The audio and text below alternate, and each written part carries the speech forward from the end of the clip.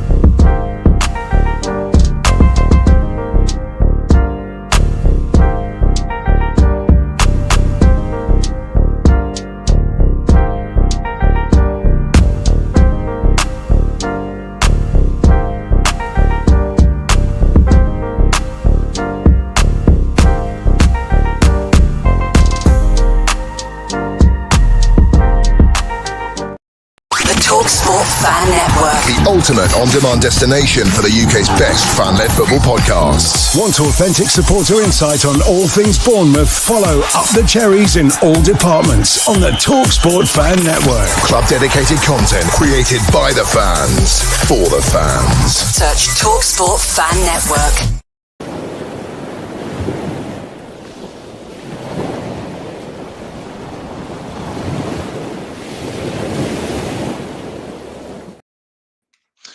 Good morning, good afternoon, good evening, wherever you are in the world. We are back on this Thursday, and quite drizzly Thursday morning. So, of course, it is Cherry AM. Hit like, hit subscribe, hit the bell button below to be alerted to anything we do here. And we have got some really, really good stuff coming up, which one of these things you'll find out about during the show as well. Now, it wouldn't be Cherry AM without my main man next to me, Mr. Matthew Harrison. How you doing? Yeah, not bad. I don't think we've actually done one of these together before, have we? Do you know what? I was just thinking this. You know, that, yeah, we've never done a Cherry AM together. No. But hey, first time for everything, I'm pretty sure. You know, if you've been subscribed to the channel, you probably see me and Matt's mugs on the same screen at multiple times. So, but yes, yeah, it's good to finally do this. It's good to finally do it.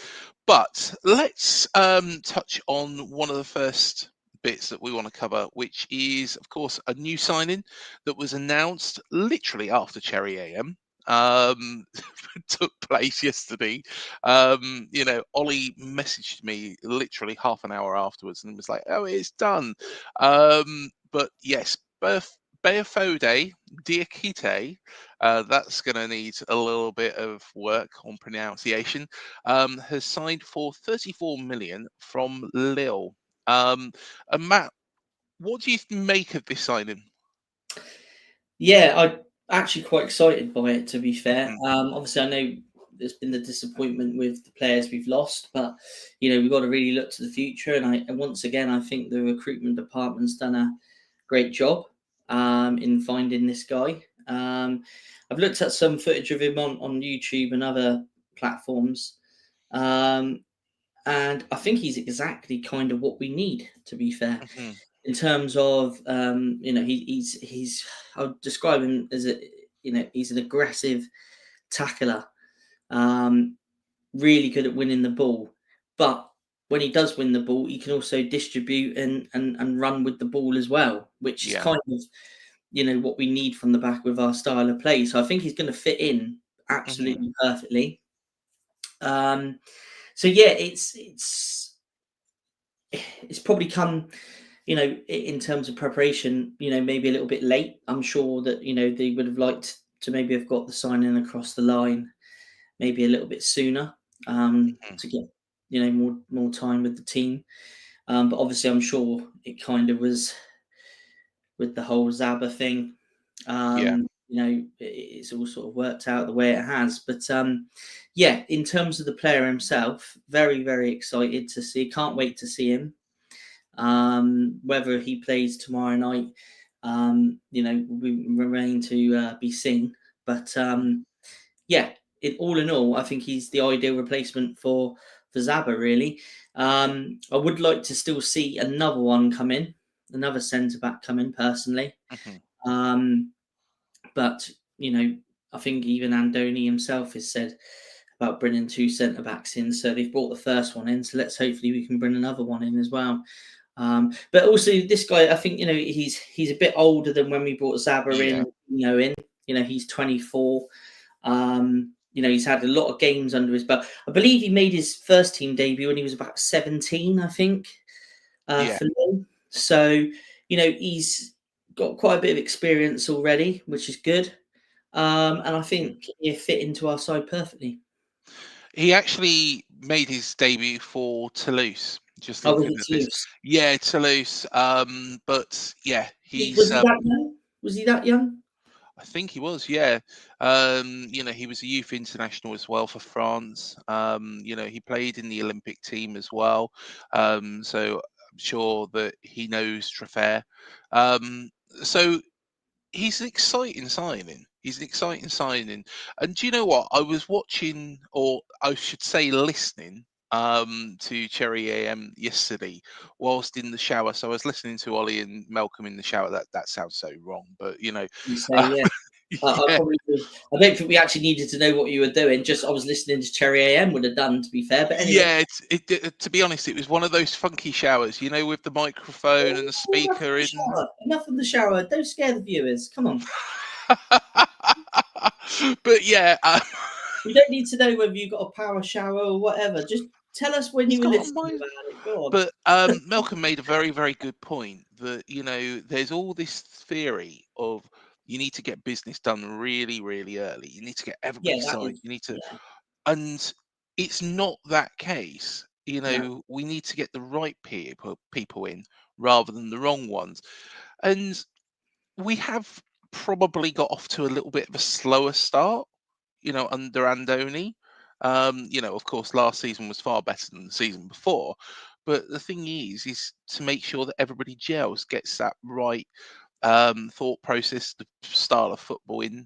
So, yeah, to be perfectly honest, I think it makes sense why we have taken a little bit of time. Yeah, I mean, and I unfortunately couldn't listen to Cherry AM yesterday, so unfortunately I missed it yesterday. But Malcolm's point there is spot on. Yes. It's not always a case that you can get your business. I mean, in an ideal world, I think a lot of managers would like to have seen the transfer window already closed, to be fair, and everyone had their business done before the start of the season. But Malcolm's point is spot on there, and you can't always get the right players in when you exactly want them. But obviously, when they do come in the door, like yesterday, it's great to see. And who knows? Who knows? He might be chucked straight in against Liverpool. It will be. It will remain to be seen. But I think all in all, I think a lot of fans have been quite restless about bringing a replacement in for obviously Dino and Zaba. Now we got the first one in. It's kind of a bit of a relief, even though I wasn't really ever majorly worried. I always had that kind of belief that they would bring someone in time and bring the right person in. And that's the most important thing, the right person, the right type of player for the team, the way the team plays, the right kind of attitude for the squad. And I think with this guy, I think they hit the nail on the head. So, I think all in all, it's going to be worth the wait. 100%. I tell you what we'll do is we'll just quickly flick through some of these comments as well, because I have kind of neglected them a little bit, but I wanted them to build up. Say normally we still go through the comments by now. We normally are, but I wanted to do things a little bit different. Let's do it a bit differently. Yeah. Let's go through some of the comments. So Malcolm Chiverton said, "Good morning, Craig, Matt, and all in the chat. One day to go. Who is getting excited? Excited, trepidation." It's like Christmas Eve. Exactly. Ray Ticket, of course, Paul from Oz.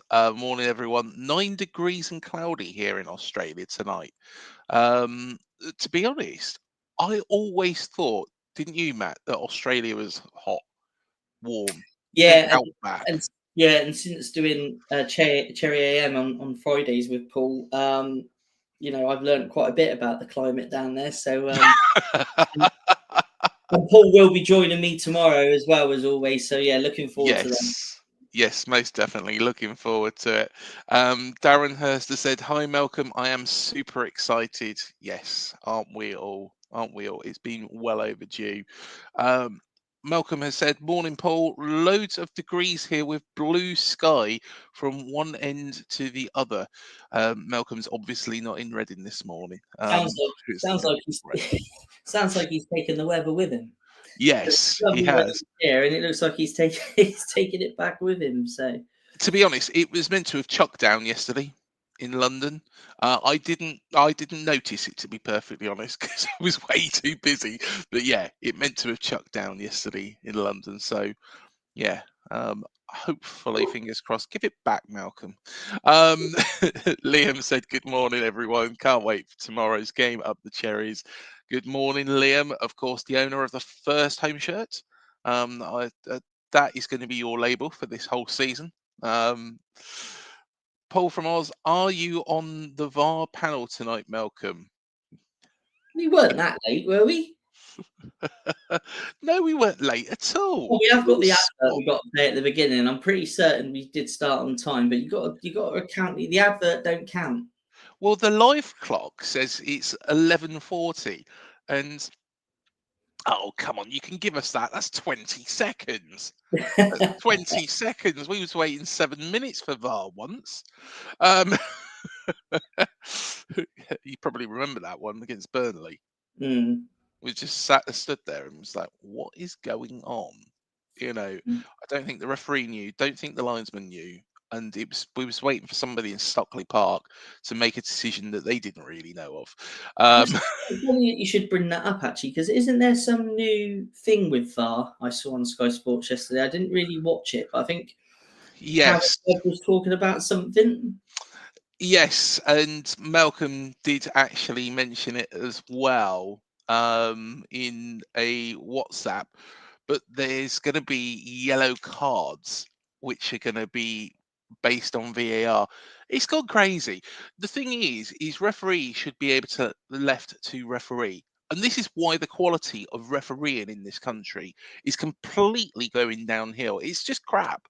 Yeah, before we criticise it, exactly what do you mean? Yellow cards, what's going on? So it's going to be able to overturn yellow cards, from what I understand. It's going to be able to make decisions on yellow cards. Can it even backdate yellow cards? If it can, it's going to get incredibly confusing, and a referee is going to have to be walking around with one of these things rather than his old trusty notebook and pen. Right. Okay. Because if you are going to start backdating yellow cards, for example, and somebody at Stockley Park has made that decision, who's to say, you run over to a player, give them a yellow card, and they haven't been given a yellow card by somebody in 20, 30 miles away. Well, more than that, 120 miles away. I just think, obviously, I did see the bit that Malcolm put in the chat last night, to be fair, but I haven't had time to read it because I was obviously doing other stuff. But is this just not going to add more delays to the game? It is. As if there isn't enough already? It's absolutely ridiculous. It's becoming a joke. It is becoming a joke. And I prefer the days of the old Jeff Winters, Paul Durkin, Uriah Rennie, Mark Housey, those referees who got very few things wrong. Yes, they did get things wrong. They're human beings. But they were experts at refereeing, not VAR and a computer, and then having to wait for something to be decided on by somebody who's not at the game. It's absolutely ridiculous. It's stupid beyond belief. And in fact, this is why Championship, League One, League Two games flow a lot better because of this. Now, don't get me wrong, the quality of refereeing is, the further you go down the pyramid, it gets worse and worse. But at the same time, these people especially in the Championship, these referees, I think, are better than the referees in the Premier League because they're not having to rely and they're not having to think, well, my decision might be overturned. There's not that nagging doubt. It's like a boss that is micromanaging you and going, well, that's wrong. This is wrong. After you've made that decision, you should be able to make that decision, make that mistake, and then put that mistake correct in your next game. And I don't have a problem with that. Yeah, Human error, I don't have a problem with. Somebody sat watching a TV screen for 20 minutes trying to work out whilst everybody's bored shitless is, to be honest, something I do have a problem with.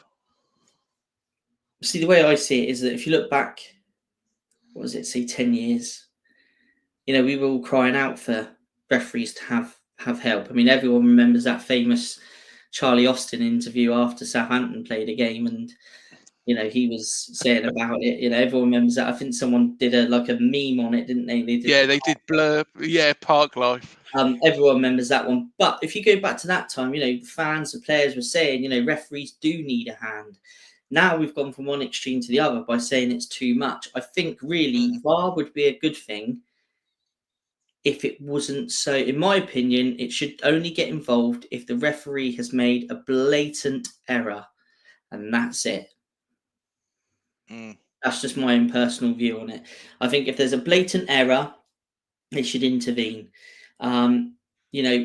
Offside by a tiny little toe or a slight little elbow. I mean, the human eye is not going to catch that. And why should I just think I just personally think, long story short, VAR should just be there for blatant mistakes and nothing else. 100%. I'm with you. I'm with anybody who says the same on that front. VAR is destroying football, at the top level, and we're not having top level referees coming through in this country because of VAR. Say no more. Say no more. That's my honest opinion on it. My honest opinion.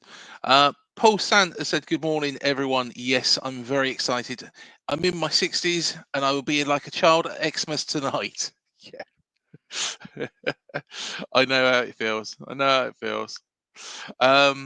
Just thinking that, Paul, Craig is back this morning. Yes, I am. But, of course, me and Matt have never done one of these before, but you've seen our mugs on other shows as well. So, it's... Do you know what? I'm enjoying this. We should do this more often, but of course, it's when work fits in, doesn't it? Really. Well, yeah, this is it. And with you saying that, obviously we do a lot of shows together, it's probably time to give a shout out to the new match preview, which goes live at 9 a.m. this morning. Oh yes, of course. Yes, there is a match preview at 9 a.m. So keep on the page. In fact, I'm going to tell you all to keep on the page and get ready for a 9 a.m. preview. It's not like the old opposition preview shows. I don't have anybody from the opposition with me. Yes, we do touch upon the opposition with the opposition fan, but it's more Bournemouth related. So yes, do keep your eyes peeled, and lots of good stuff to come on that as well. So yeah, do make sure you keep your eyes peeled and let us know your score predictions in there as well, because I think it might. I don't know. I don't want to say too much. I think it might get some bites from the Liverpool fans, might it? Possibly, yeah.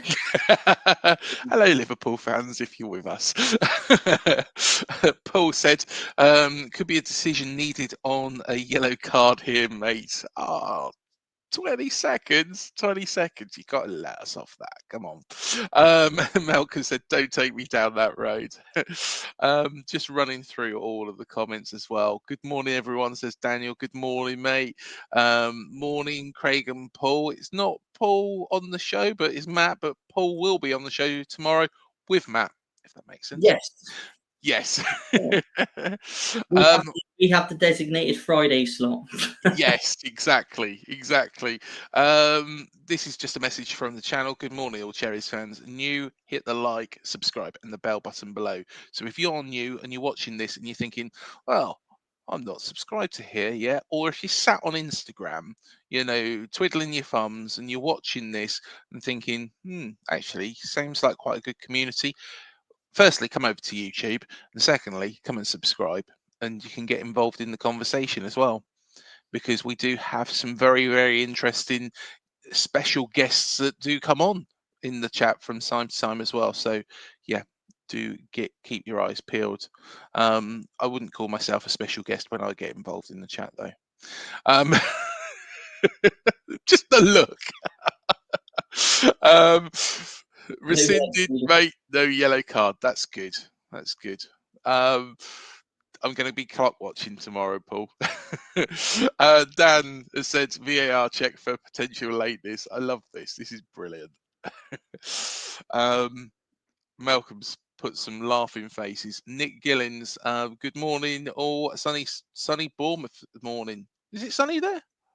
Well, here it's cloudy, but I think the sun's going to come through hopefully. So, only down the road from Bournemouth. So excellent. Yeah. Should be a nice day hopefully in the next hour or so here. Fingers crossed. Definitely get yourself down that seaside. Go swimming. No, I don't like sand in between my toes.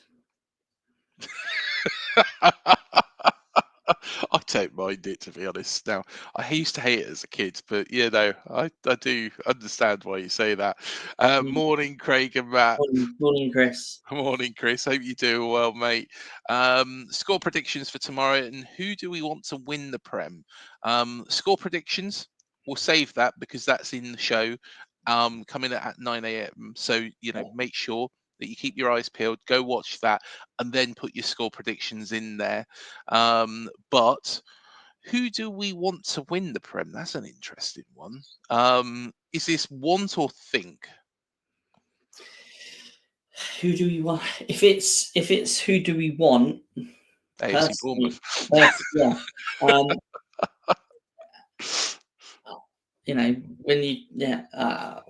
When I'm overly bothered, to be honest. I mean, Bournemouth would be great, wouldn't it? Well, exactly. Yeah, that's the most obvious answer. I'm very realistic, but yes. In terms of who do I want, not overly bothered. But at the same time, who do I think? Mm-hmm. I think it's going to be the tightest title race, I think, for a long time. I think there's a lot of the top six that, I don't know if you saw the Spurs game last night. I was actually quite impressed with Spurs. Obviously, they let them go in sort of like the last 10 minutes or so, but obviously they're playing probably one of the best sides in Europe, if not possibly the world. So I was quite impressed with them, to be fair. Mm-hmm. So they could be in with a, shout. Newcastle quite possibly again could be in with a shout. Villa. Then obviously the big boys, your Chelseas, your Arsenals. Don't think Arsenal will win it, but I think it's going to be tight up the top there. Man City, I think, are going to take Liverpool all the way. I think Liverpool will edge it. Yeah. Personally, but I think City will take them all the way. Yeah, I don't doubt that, actually. I think the head does say Liverpool, but there's going to be some twists and turns, and things have changed. And I am going to apologise to Manny in advance for saying this. Based on what I saw yesterday, I think Spurs will finish above Arsenal at this moment in time, from what I've seen and how I think Thomas Frank, as much as we hate him, is a very, very good manager. He's an outstanding manager who knows what he's doing. And I think Brentford are in a whole deal of problems because he's gone. Save the thought on Brentford, because, of course, we're going to come to them in just a moment. Dan has said good morning to us both. And let's have your thoughts on the Isaac situation. Not Not great for a manager, is it? No. You're trying to prep your team, and this happens. It looks a bit like the Liverpool interest is cooled on him now a little bit, doesn't it? Yeah, it does. It So does. who else is interested in him? Can you be this certain to want to go and then get integrated back in with the team? I think that's a very, very difficult thing to do. Yeah. So it's a really challenging situation for Eddie, I think. Great player, fantastic player. Obviously, we've seen for the last couple of seasons what the guy can do. And He is, a yeah. fantastic player. I mean, I said a few times, I think last season, if you take him out of Newcastle and stick him into Arsenal, I think that could be the distant difference between Arsenal winning and not winning the league. I think it'd be fantastic for a club like Arsenal. But if he doesn't move, it's all been handled so badly. Yeah, if he doesn't move, you've probably got a player that you're going to be paying wages for each week that's probably not going to be really involved. I mean, it's not good, is it? I mean, you're trying to prepare for the new season. You're in the Champions League, and your top strikers.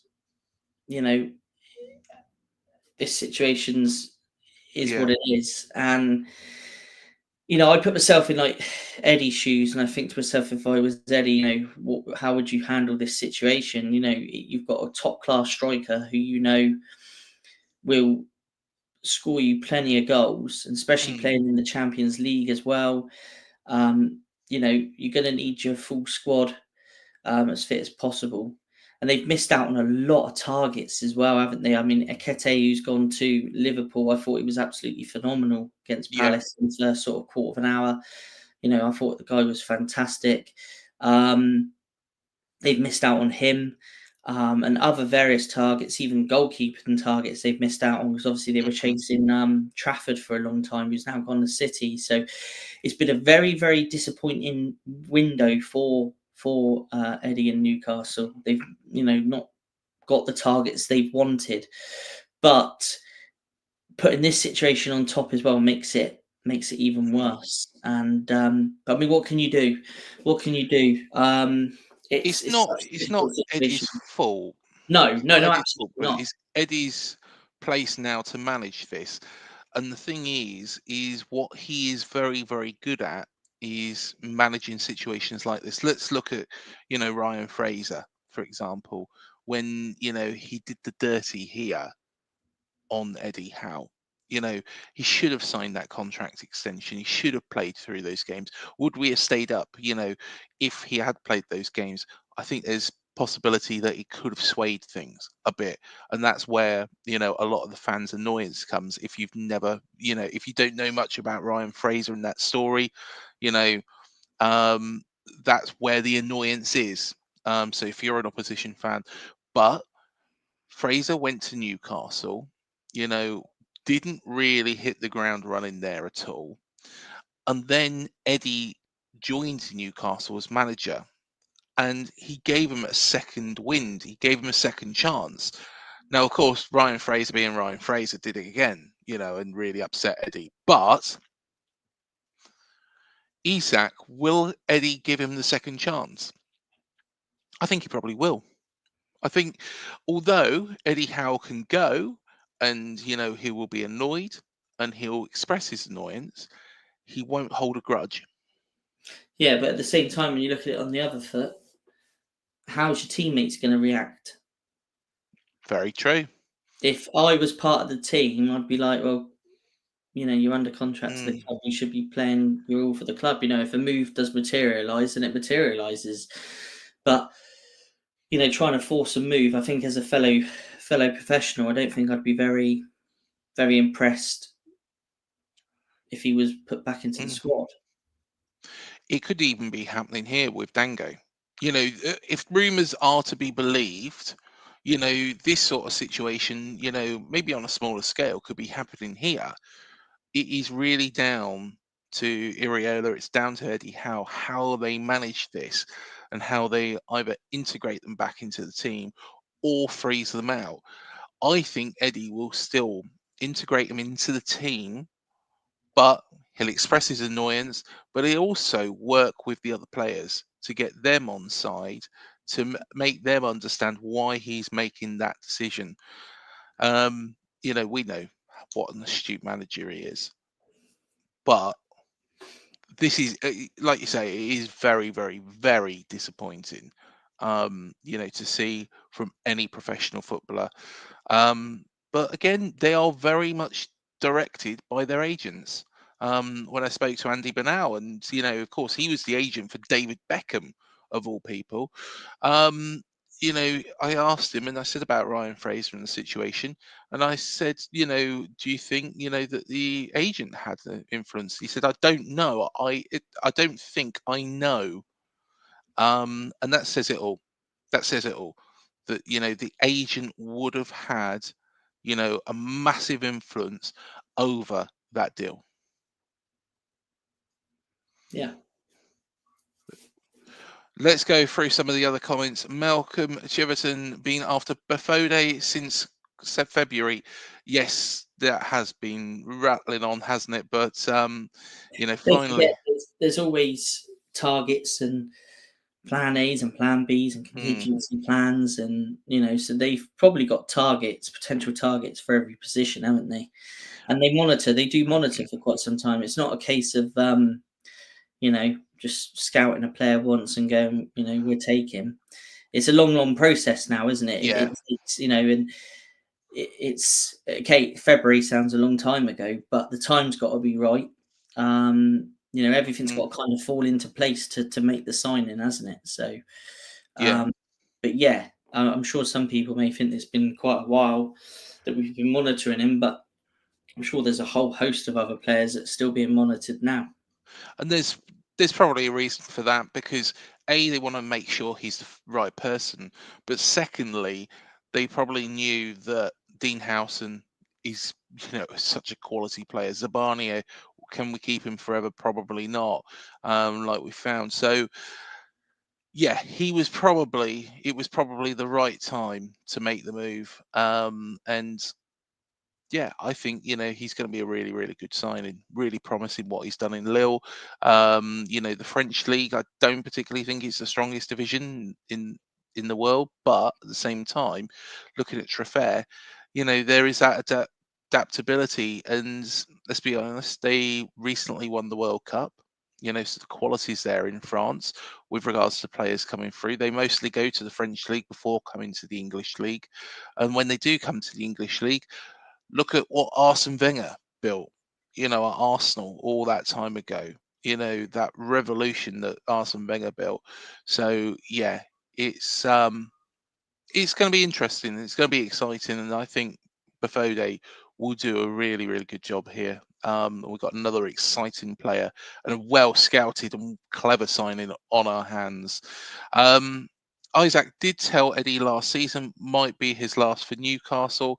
And Paul Stanton said again 3 or 4 months ago he told Eddie, yes, but then again, wasn't Ryan Fraser meant to be going to Arsenal when see, this is the thing, players tell managers things that they want to move on, and because they want to go to XYZ club.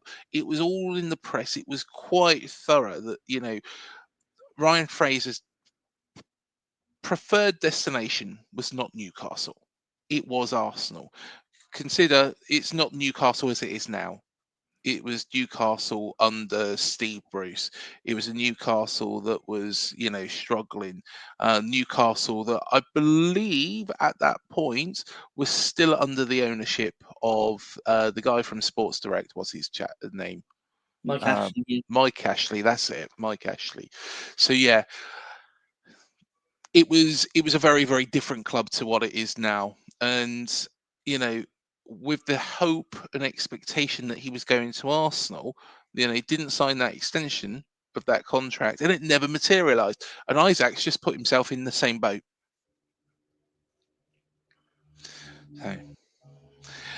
So, Malcolm has said over 18 show this morning. I think he's going back to the shower comment. Me listening Yeah. to him and Ollie in the shower, which was probably one of my bizarrest comments. But actually, it did happen. It's got the speaker, the Bluetooth. You can cast it onto the shower wall, so you can listen to whatever you want. It's mainly meant for music, to be honest. But yeah, I thought I'd listen to the football.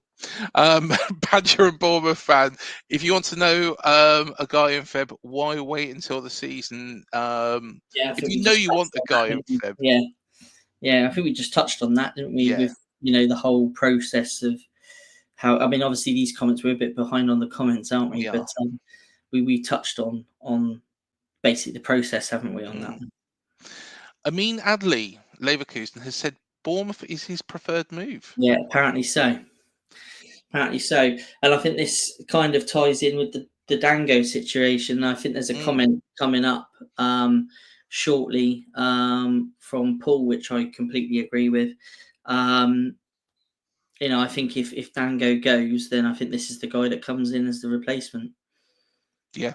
But Paul's comment, when we get to it in a minute, I think is spot on. Let's whiz through some of these then now. Malcolm Badger, many factors dictating recruitment. Yes, completely agree. Morning to David DaCosta. Hope you're doing well. Cold in Melbourne. There you are. Cold in Melbourne as well. Like I say, I always thought it was hot over there. Evening, young Dave from Melbourne, says Paul from Oz. And David's had a nana nap. Badger and Bournemouth fans, sorry. This is in sports in the US as well. I think that's with regards to the transfers and things like that.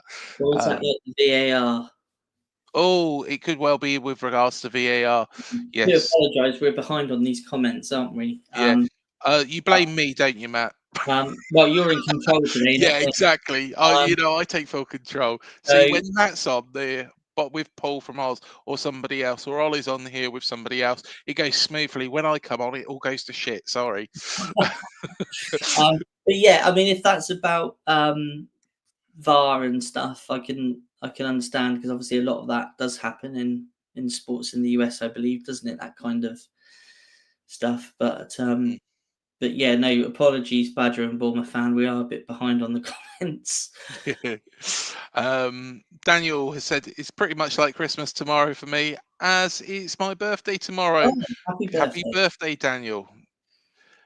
I'm sure you'll have a great day, especially with 3 points. I was going to say that would definitely be the icing on the cake, excuse the pun. Yes, most definitely. Yes, the Badger and Bournemouth fan says in reply to Malcolm, I guess I look at things different because how our sports work here. Yeah, it's a little bit different with regards to in America. I still don't know the roster situation in America. Is it rosters where it's like they use that term instead of the term squad? Yeah, but effectively, players get picked. It's like when you was a kid. When they do the whole picking process. Yeah, it's like when you was a kid, and you've got instead of 20 people stood in front of you, you've got 200 people stood in front of you, and then the big kid goes, "Yeah, I want him," and then the next one says, "Yeah, I want him." I think it sounds pretty much like that. I know they do some like big grand ceremony type thing where they like unveil them and stuff like that. Yeah. Badger and Bournemouth fan, correct us if we're wrong. We're not really up on the NFL stuff, and I've got no idea. No, so I think they do like some sort of grand sort of big show where they pick them and then they just and announce them and things like that. Yeah, I think it's totally different to how we do stuff here. But yeah, I think the MLS in terms of transfers are similar, don't they? Don't they? You must have transfer windows and things like that. Their season doesn't they do, or something like that as well.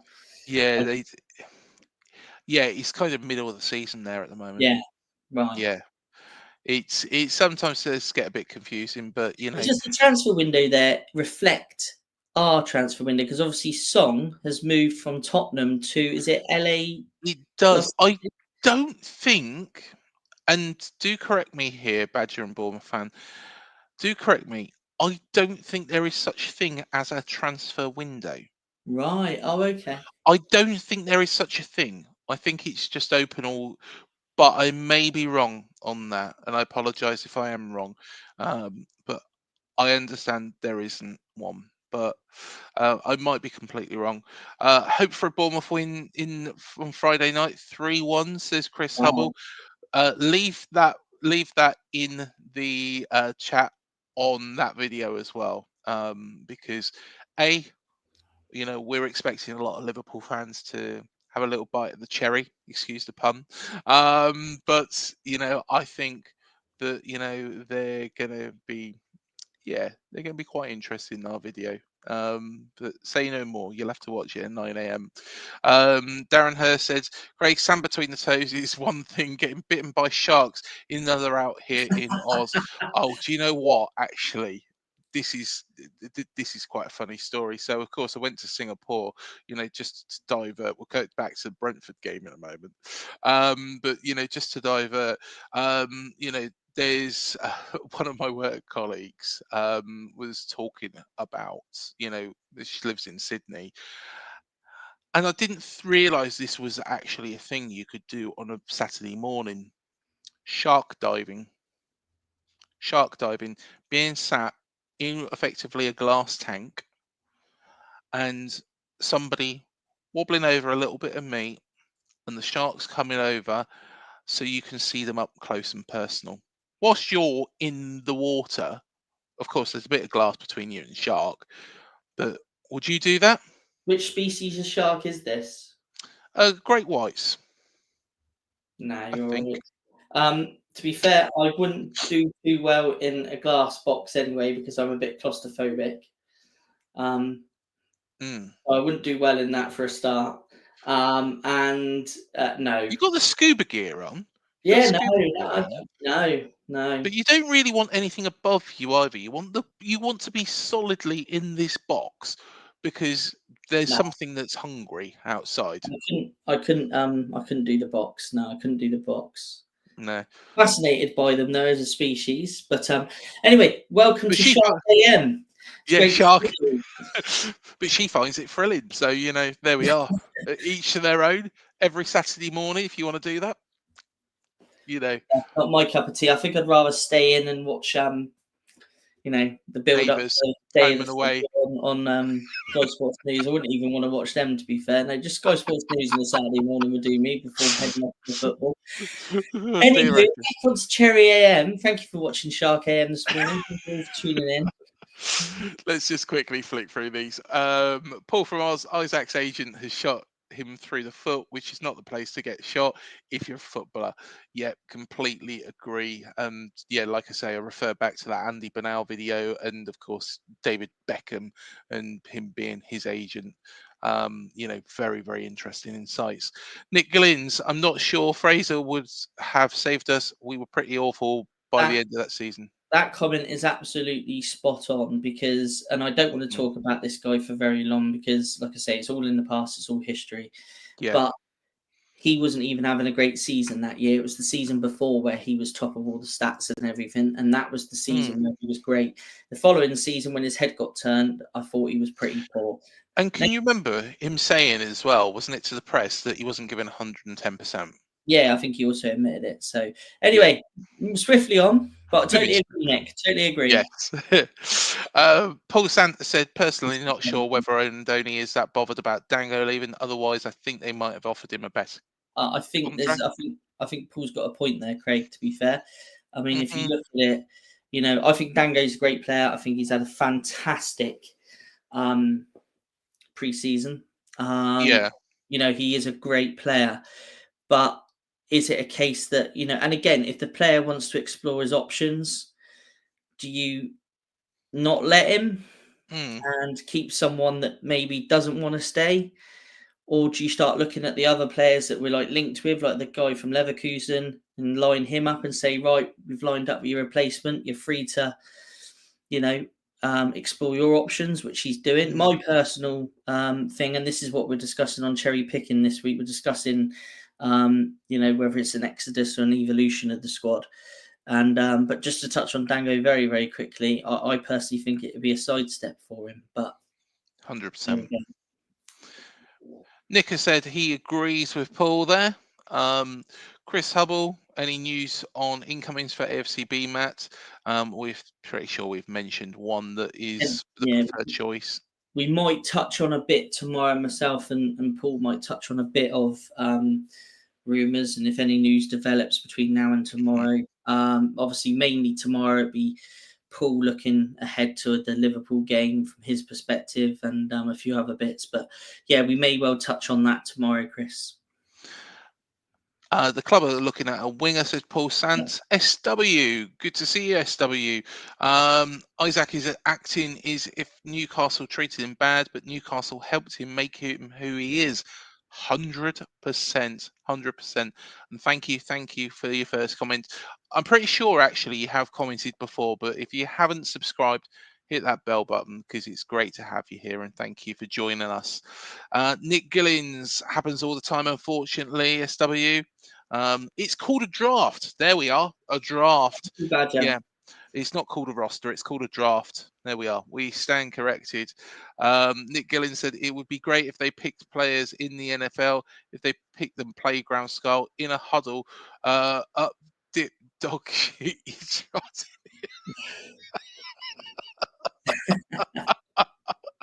Oh dear, I like that. Nick Gillins, let's put a thumbs up. Pick them playground skull. Out as far as out. Yeah. Oh dear. Badger and Bournemouth fan teams in most US sports can trade players to other teams during the season. The draft is college players moving to professional sports. Oh, I didn't know that. So the young players, move into professional sports. Right. That must be just an NFL thing, yeah? Don't think so. I think I've seen, Do they do that? NHL as well. I think NHL, I think basketball, I think, the NBA, of course. I think they do it in a lot of sports, actually. But there we are. Welcome to American Sports AM. Maybe I need to put on the American accent as well. No, I'm not going to do that. Nick has said, agree to yourself, and Badger and Bournemouth fan, our college sports is huge here, though. My team, Wisconsin, gets 80,000 fans every game, so things are different. Can you imagine if the youth team got 80,000 fans through in this country? Yeah, wow, that's massive, isn't it? Yeah, my inner big kid coming through. Sorry, yes. I like it. 13 minutes of the new preview show, the Dean Court Social, will be going live on the channel. So we better cover off Brentford and then wrap up. Yes, most definitely. Let's cover off Brentford. So, of course, we have got the most glamorous Carabao Cup tie that you could possibly ever get. We are thoroughly excited about it. I'm sure you are as well. Brentford. Yeah, I saw the draw come out last night. Yeah, it's not the most exciting draw. I don't know if anybody in the chat's seen any of the games. On Tuesday, I watched the Ipswich Bromley. Went to penalties, and it's I always enjoy the early rounds of the Carabao Cup. Actually, I really enjoy this tournament, and I was hoping to maybe get a lower league side at home, but sometimes the league sides can spring a shock, so it doesn't necessarily mean just getting through because you've got a lower league side as Ipswich found out the other night. Obviously, the League Two side knocking out the Championship side. So, but yeah, all in all, is it an exciting cup tie? Not really. No.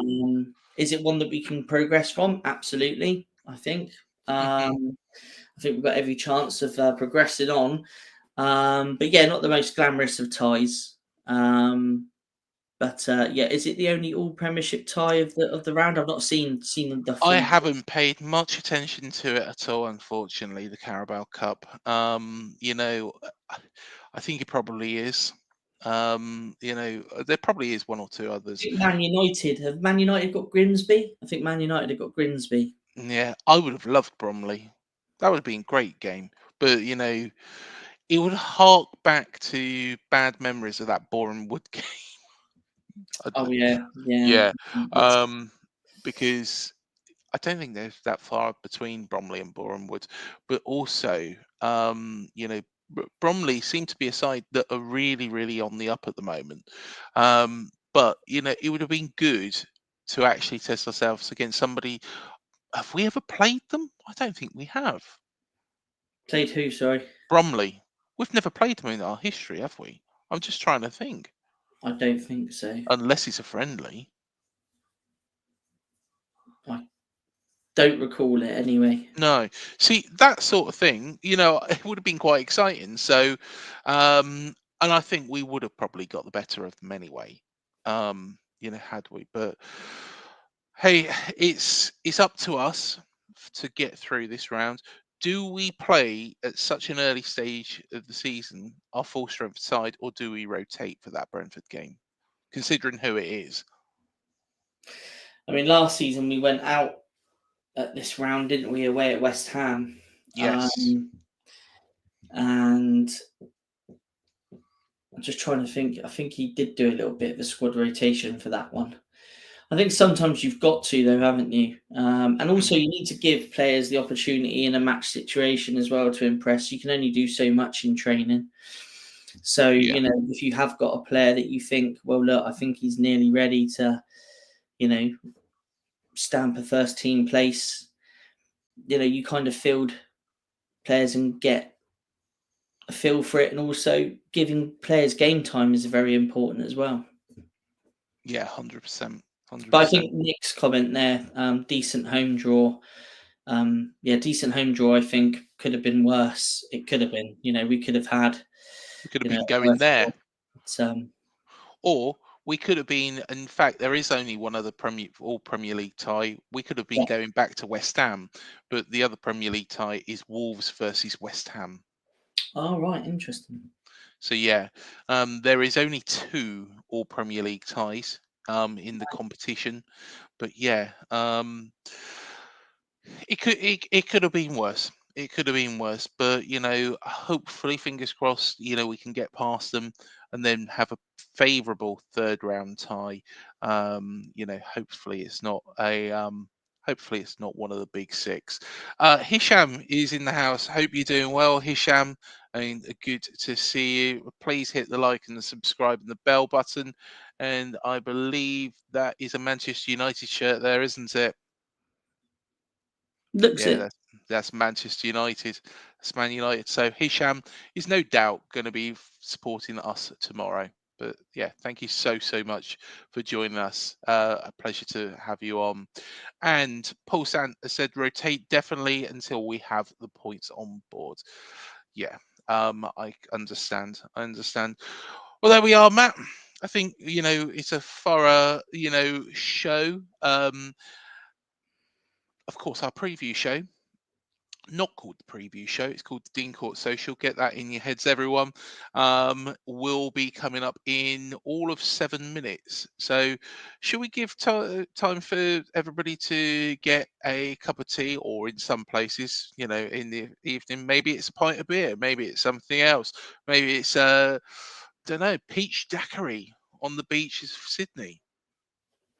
Yeah, whatever it is, let's give them the opportunity to grab that and give it another sort of 6 minutes or so, and we will be back on the screen again. Not live, but yes.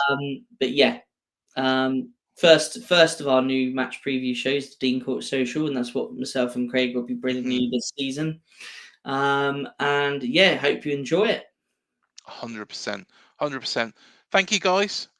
Enjoy your day. Hope you have a great Thursday. Let us know your score predictions as well in that video's comments. Until the next one, up the Cherries, And if you are having a peach daiquiri on a Sydney beach, maybe don't go in the water because, don't go swimming with great white sharks. We'll leave there. Thanks for joining us, guys. See you in the next one. Oh, hang on. I can't freeze much longer. Oh, computer error. There we are. Have a good one, guys.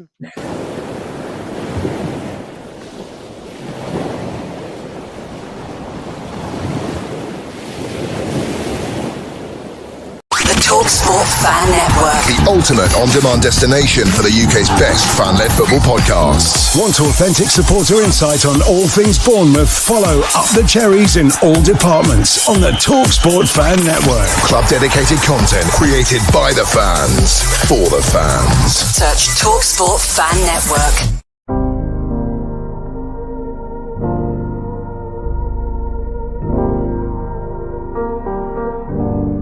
I should be like you, Mel.